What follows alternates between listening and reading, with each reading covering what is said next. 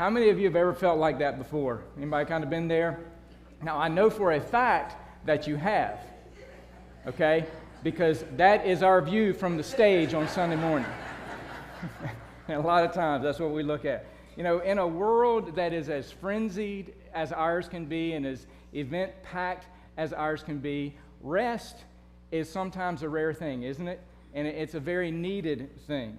You know, people race to the office or the factory or the field, and we've got a day full of, meetings and tasks and hard labor and sweat and frustration. And then a lot of people have to deal, thankfully around here we don't have to deal with it too much, but a lot of people then have to deal with the drive home in rush hour traffic and the frustrations that are there. And they get home just in time to basically gulp down an unhealthy fast food meal, grab the kids, get out to the event that they have that evening, sit on the sidelines there, come home, spend the rest of the evening doing homework and the frustrations that can go along with that, and then you collapse into bed and you repeat the cycle again the next day. Well, in our Core 52 reading this week, Mark Moore highlighted the balance that God created for us to have in our lives. The balance, he says, you need this in your life in order to be healthy. And what we're going to call this for our message today, this isn't a biblical term, this is just what I want to call it, that we're going to talk about the creation day planner. Okay, this is God's divine clock, his schedule for our lives so that we can have physical, relational, and spiritual health like he intends for us. You know, when God gave Moses and the nation of Israel the Ten Commandments, he described this idea we're talking about today. We're calling the creation day planner. So let's look at what God said. He said, "Remember to observe the Sabbath day by keeping it holy. You have 6 days each week for your ordinary work, but the seventh day is a Sabbath day of rest dedicated to the Lord your God. On that day, no one in your household may do any work. For in 6 days the Lord made the heavens, the earth, the sea, and everything in them, but on the seventh day he rested. That is why the Lord blessed the Sabbath day and set it apart as holy." So I want us to spend some time this morning kind of reminding ourselves and kind of maybe rediscovering the importance of what we're calling the creation day planner. You know, God created this divine clock, this schedule for our benefit. You know, if you were to ever take a sightseeing tour to the nation of Israel, you would be on that tour bus, and they take you from one ancient city to the next. And between those locations, you would drive through a lot of what the Bible calls the Judean wilderness. Okay, so it's just this just desolate kind of desert area where there's hills and mountains all around, kind of like you see in this picture on the screen. And as you're traveling through that area, from time to time, you will come upon the humble tents of the Bedouin shepherd that you'll see scattered through different places there in the wilderness. And so the Bedouin shepherd and his family, they will get to one area where there's some vegetation, and they'll set up their tents and they'll let their flocks graze there until the vegetation is gone. And then they gather everything up, break the tents down, move to the next location where there's something for their flocks, and repeat the cycle over and over again. Now, can you imagine what their daily life is like? Imagine what their daily life consists of. No air conditioning, no indoor plumbing, no refrigerators, no TVs, no phones, no computers. You might be thinking, well, that sounds kind of good. But remember that indoor plumbing thing, that's kind of important. No restaurants, no easy access to medical care, all those kinds of things. Now, taking all that into consideration, and the fact that they spend most of the day out in the hot sun, what do you think the average life expectancy of a Bedouin shepherd is? 40 years? Maybe 60 years? The average life expectancy of the Bedouin shepherd is 100 years. The average life expectancy is 100 years. The government of Israel years ago did a study on this. They were so curious. What gives them that kind of longevity? What gives them these long lives? And the researchers assumed before they did any research that it has to be their diet. That has to be the key factor.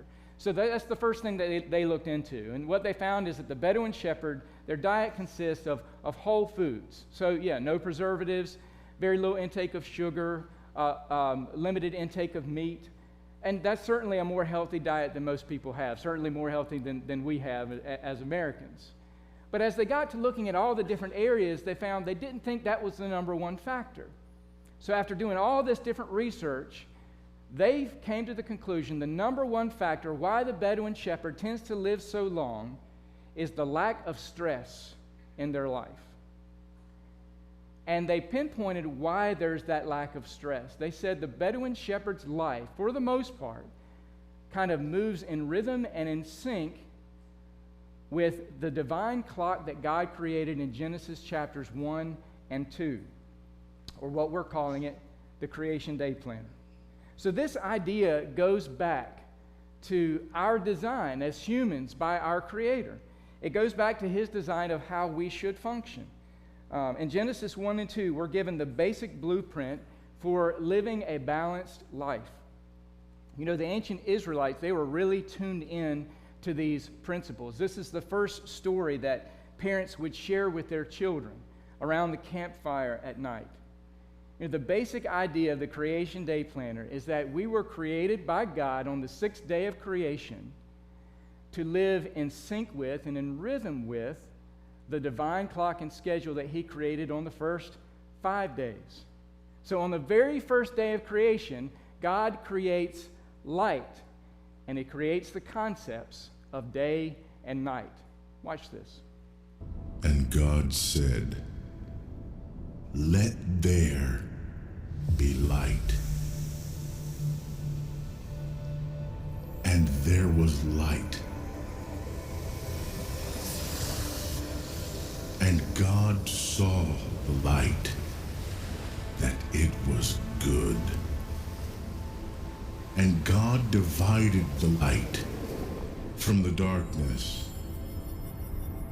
And God called the light day, and the darkness He called night. And the evening and the morning were the first day. So on the first day, we see Him create the difference between day and night. And then jump ahead a little bit, on the fourth day of creation, God creates the stars. He fills the universe with the stars and the planets, and they move in this just precise clockwork motion, and they mark the beginning of days and years and seasons for us. Take a look at this. And God said, "Let there be lights in the firmament of the heaven, to divide the day from the night. And let them be for signs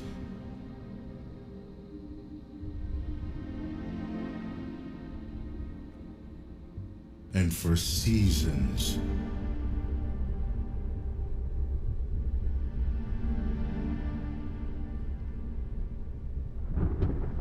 and for days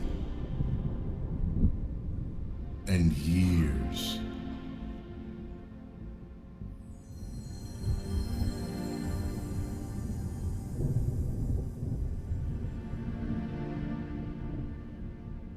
And let them be for lights in the firmament of the heaven, to give light upon the earth." And it was so. And God made 2 great lights,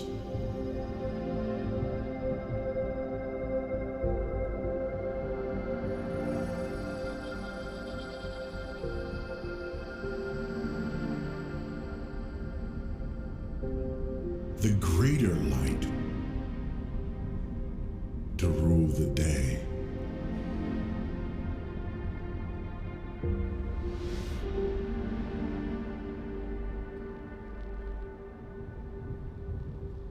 and the lesser light to rule the night.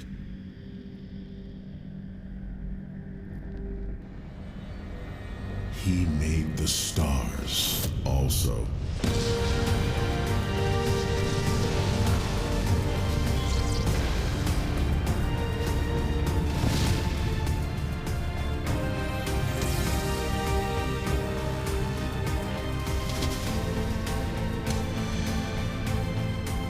And God set them in the firmament of the heaven to give light upon the earth.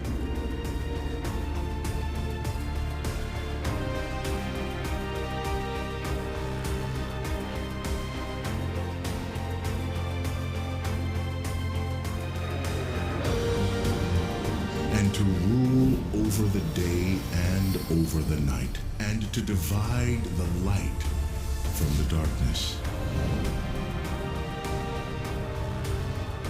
And God saw that it was good. And the evening and the morning were the fourth day. All right, so we've got day one. God creates light. He creates the concepts of day and night. And then on day 4, again, he creates the stars and the planets and fills the universe with galaxies. And they work like this clock, precise clock, this divine Rolex watch, if you want to think about it that way. And then on the 6th and final day of creation, God makes humans. So let's connect the dots a little bit. Do you think we were designed by God in any way to function with what he did there?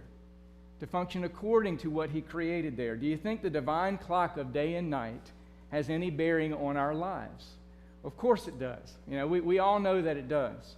And looking at the circle on the screen here, we see God has divided the 24-hour day into 2 parts, night and day. And in the creation day planner, you can kind of imagine there's this line that governs the patterns of the day. So we got dawn around 6 a.m. and dusk around 6 p.m. Yeah, that varies some depending on the time of the year, but for our purposes, that's what we'll say. And there are basically 3 major activities in each day that should be governed by night and day. You got productivity, you got relationships, and you got sleep. Now, when you think about the ancient Israelites, you know, their day was made primarily of agriculture. You know, they were an agricultural society. Farming was the main thing that everybody did. So their productivity was accomplished during the hours of sunlight, 6 a.m. to 6 p.m. And from 6 p.m. on, that time would be devoted to relationships, to building relationships, spending time with family and extended family and friends. You know, maybe playing games together. They would always have this large shared meal that they would all take part of together. And they would have times of storytelling there around the campfire. Remember, no radio, no TV, no internet.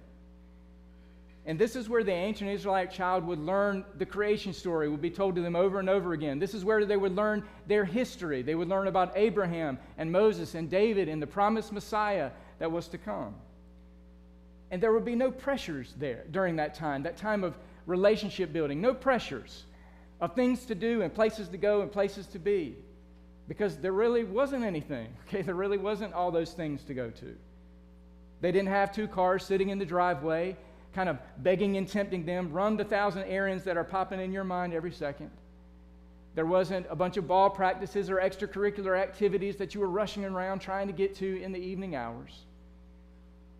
And between 9 and 10, everyone begins to kind of wind down and settle down for a good night of sleep. So the basic structure of a normal day for most ancient Israelites went like this: 12 hours available for productivity and work, 4 hours available for relationships, and 8 hours available to get the rest that they needed. And they would operate, for the most part, within these guidelines every day for 6 days, Sunday through Friday. And then Sunday at dusk, Sunday at around 6 p.m., began the 7th day. Now, for the Israelites, their calendar went from sunset to sunset. Ours goes from sunrise to sunrise. So Friday at 6 p.m. would begin the 7th day. And they would begin that day of rest. Rest from everything. Because in following God's pattern of creation, in following what he told them in the 4th commandment. For in 6 days the Lord made the heavens, the earth, the sea, and everything in them, but on the seventh day he rested. That is why the Lord blessed the Sabbath day and set it apart as holy.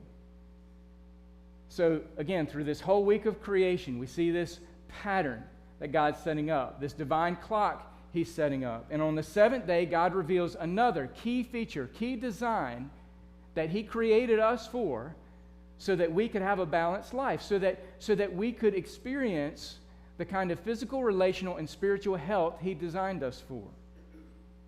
We function at our best when we take 1 day out of 7 to rest, to slow down, to stop, and to worship God together. We will function at our best when we do that. You know, the Sabbath comes from a Hebrew verb, and it means to cease, to put an end to, or to rest.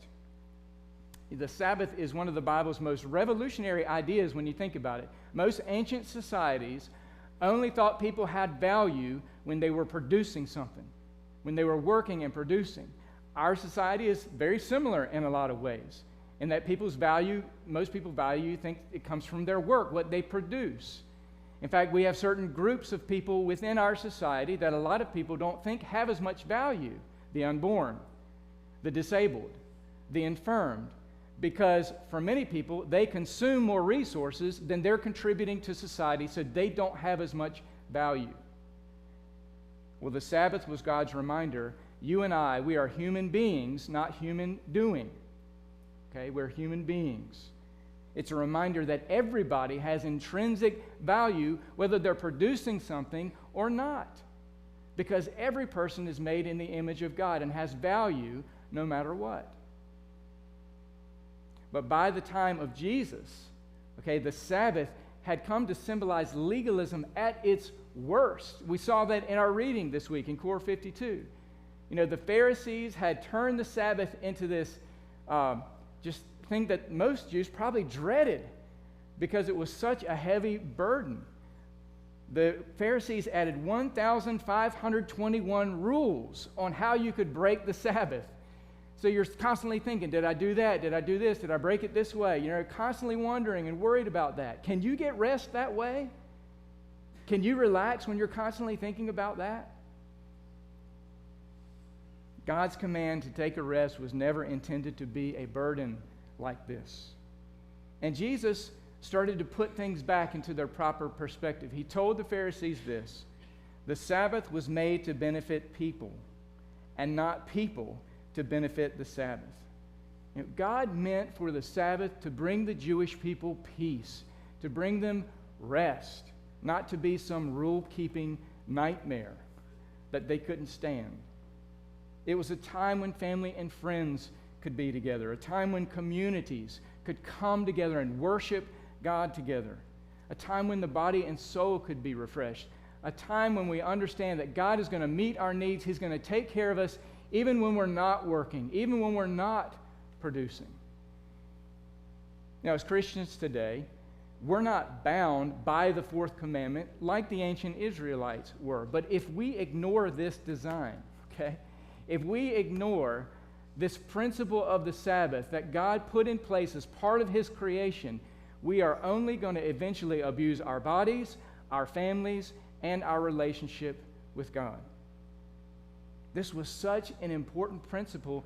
God modeled it Himself. He modeled it Himself. I mean, think about it. Did God do this in that creation week where He ceased from His activity? Did God do that because He was tired? Was God tired? No, He wasn't tired. He's eternally powerful. He doesn't get tired. It's not like He got to Friday sundown and said, "Whew, man, I'm beat. I need to take a break." So why did He do it? He did it for us. He did it to set an example for us to model our lives after, because we need it. We need it. Now, in the Old Testament, and for Jesus and His disciples in the New Testament, for Orthodox Jewish people today, Friday sundown to Saturday sundown is the Sabbath day. But as I mentioned before, as Christians today, we're not bound by the idea of the Sabbath having to be at a certain time or a specific day. Paul talked about this. He said, "Do not let anyone judge you with regard to a religious festival, a new moon celebration, or a Sabbath day. These are shadow of the things that were to come. The reality, however, is found in Christ." You know, most Christians today view Sunday as a day to enjoy this idea of the Sabbath, what God created, in that. Most Christians view Sunday as the day to do that. The reason it became Sunday for Christians is because this is the day Jesus rose from the grave. This is the day that we read about in Acts. The early church began to gather together for worship. So that's sort of the day why it became Sunday. But I know there are some of you here this morning who have jobs that require you to work on Sunday. Those in healthcare, policemen, firemen, military personnel, those who work shift work, you often are required to work on a Sunday. Technically, those of us who are in full-time ministry have to work on Sunday. As the old joke goes, some say it's the only day a week we do work, all right? But that's how it goes. And so as you think about this, here's what I want to encourage you with. Let's not be legalistic with this, okay? Don't be legalistic about this. Listen to what Paul said that we just read about. Don't be like the Pharisees and take God's design that was intended to give us the rest and nourishment that we need and turn it into rule-keeping nightmares. I do believe it is best to try to use Sunday as this day, as what God designed. Because of this reason right here, that we're gathered here together. We're celebrating together. We're worshiping together. We're taking this time, in prayer and studying His Word to be renewed, to be restored. So I do think Sunday is the day we should try to use. But if you go through a season of your life for some reason that it's hard to do that, let me just encourage you. Make sure one day out of 7, you're functioning according to God's design. God's design for us. God designed this day to be a day of rest, a day to spend with family, a day to fellowship with other believers, a day to worship together. So the central question is this: is it really that important that we live by this divine clock, this divine system that God set up? Again, I strongly believe the answer is yes. But you and I have a lot of obstacles to living our lives this way. We're living at the very beginning, I believe, of a huge shift in sort of human existence and the way that we do things. And I think we have to be careful with this. The agricultural lifestyle we talked about earlier, that was pretty much common for every person, for almost every person in the world, for most of human history, until about the last 200 years, a shift began to take place. At the dawn of the 20th century, things began to shift from an agricultural society to industry and technology. And by 1925, half of all homes in the United States had electric power. That changed everything, because now there was this source of light, this source of power that basically could get rid of the distinguishing difference between night and day, the boundaries between day and night. Now, there's nothing inherently wrong with the shift from agriculture to industry to technology, but there is something at risk if we're not careful. We've already discovered the Bedouin shepherd, on average, lives 30 years longer than the average American. Part of the reason seems to be that their lifestyle is more in sync with the creation day planner, with this design that God set up. The life that you and I have created for ourselves doesn't have these natural boundaries built into it in a lot of ways. And because we're new at this frantic way of life, and I say new because, again, it's only really come about in the last 200 years or so. But because of this new frantic way of life, maybe we don't have a good grasp on how it's impacting us as individuals and how it's impacting us as families. There are so many exciting aspects to living in an interconnected world with amazing inventions. There's so many great things about that. A lot of these technologies have benefited the world in amazing ways when you think about it. You know, we can communicate around the globe in seconds because of TV and internet and emails and phones. We can travel around the world in less than half the time it used to take on ships because of air travel. The advances in medical technology and medicines that have cured thousands of diseases, have saved thousands of lives. These are things to be glad about. These are things to celebrate. God has blessed us with these things. But maybe along the way, we haven't been as careful as we should be, that some of these changes and the way they knock our lives out of balance. Again, we live in a world that does not require time boundaries. Night and day have been made non-issues in our 24/7, non-stop, interconnected, event-packed world.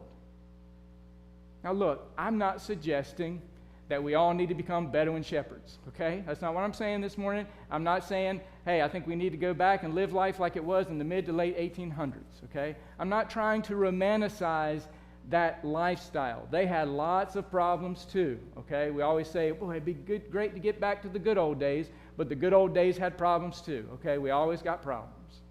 So I'm not saying that. What I am suggesting is that we rediscover the beauty of the Creation Day Planner.